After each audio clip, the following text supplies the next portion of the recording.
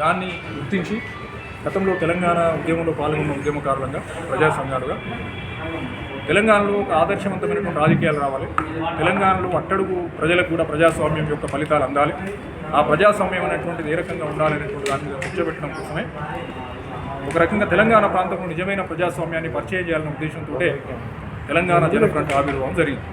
ఈ తెలంగాణ జనఫ్రంట్లో తెలంగాణ జనపరిషత్, ఇది ప్రొఫెసర్ కేశవరావు జాదవ్ గారు ప్రారంభించినటువంటి ఆర్గనైజేషన్, తర్వాత బహుజన సైన్యం, తర్వాత తెలంగాణ వనరుల పరిరక్షణ కమిటీ, people's union for civil liberties అనే people's union for law and justice ఏదైతే ఉందో గౌరవ కోసం పనిచేస్తున్న సంస్థ, ఇలాంటి లోహియా విశార్ మంచ్ ఇలాంటి సంఘాలన్నీ కలిసి తెలంగాణ జనఫ్రంట్గా ఆవిర్భావం జరిగింది. తెలంగాణ జనఫ్రంట్ రేపు తెలంగాణ రాష్ట్రంలో ఈ చిల్లర రాజకీయాలు ఏవైతున్నాయో అంటే వ్యక్తిగత దూషణలు, తప్పులు, హామీలు ఇచ్చిన తర్వాత అధికారంలోకి వచ్చిన తర్వాత జనాల్ని మోసం చేయడం, అలాగే ఇవాళ యువకులే పరమావధి ఆస్తి మాత్రమే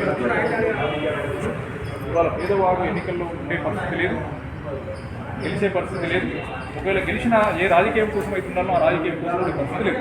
మీరు వాళ్ళు చూస్తున్నారు మున్సిపల్ ఎన్నికల్లో ఇండిపెండెంట్లను ఎట్లా ఓడలేసి పడుతున్నారో, ఎట్లా వేట చేస్తున్నారో, జంతువులను వేట చేసినట్టు ఇలా బలమైనటువంటి పార్టీలు ఇండిపెండెంట్ అభ్యర్థులను కిడ్నాపులు చేయడం, హోటళ్లలో పెట్టడం చూస్తా ఉన్నాం. ఇదంతా కూడా ప్రజాస్వామ్యాన్ని అపహాస్యం చేసేటువంటి కార్యక్రమం. కాబట్టి నిజమైన ప్రజాస్వామ్యం అది కాదు.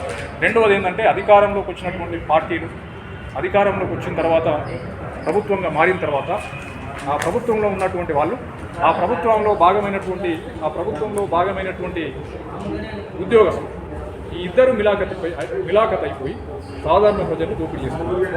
ఇలా మీరు ప్రజాప్రతినిధులు 5 ఏళ్ళకు ఒకసారి ఎన్నికలకు వచ్చినప్పుడైనా వాళ్ళ ఎన్నికల అఫిడవిట్లో వాళ్ళ ఆస్తులు ప్రకటిస్తున్నారు. కానీ ప్రభుత్వ అధికారుల పరిస్థితి ఏంటంటే ఉద్యోగం వచ్చిన తర్వాత ఒక ప్రభుత్వ అధికారి యొక్క ఆస్తుల కనీసం డాటా ప్రజల ముందు ఉందా? ఉండదు. వాళ్ళు ప్రజల సొంతూరే కదా బతుకుతున్నారు, వాళ్ళు ప్రజలకే కదా జీతగాలు.